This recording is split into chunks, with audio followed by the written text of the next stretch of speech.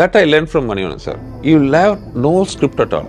Just ஒரு opening இருக்கும். So அங்கே போய் பண்ணுவார். அந்த அவர் ஷூட்டிங் தான் கூட இருக்காது, ஒன்றுமே இருக்காது. That's miracle. It's on genius. காலையில் ஷூட்டிங் வந்து இன்னைக்கு என்ன சீன் எடுக்க போறாரு தெரியாது. அப்போ போனோன்னா வந்து காலையில் அப்படியே சிகரெட் குடிச்சிட்டு லைட்மேன் தோல்ல கை போட்டு அப்படியே பேசிட்டு போவார்.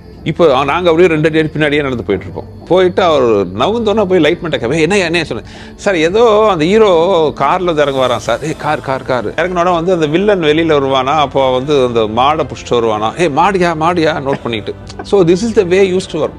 சென்னையில் வந்து will shoot in some small places. அந்த மேஜிக் நடத்துவார் பாருங்க. அங்கே ஷூட் பண்ணது எல்லாத்துக்கும் லாஜிக் பண்ணுவார். அது கனெக்டிங் சீன்ஸ் எல்லாம் யூ கான்ட் ஃபைண்ட் அது வந்து மேட்சிங்ன்ட்டு. அது அப்போ கூட ஆர்டிஸ்ட் வேறு சத்யராஜ் சார் மாதிரி ஆர்டிஸ்ட்லாம் இருக்கும்போது கேமரா ரன் ஆகும், சத்யராஜ் சார் அடிப்பார், பின்னாடிலேருந்து அப்படியே யோசிச்சு டைலாக் சொல்லுவார். அப்படியே சத்யராஜ் சார் உள் வாங்கிட்டு அது எக்ஸ்பிரஷனோட நடிச்சிட்டு இருப்பார்.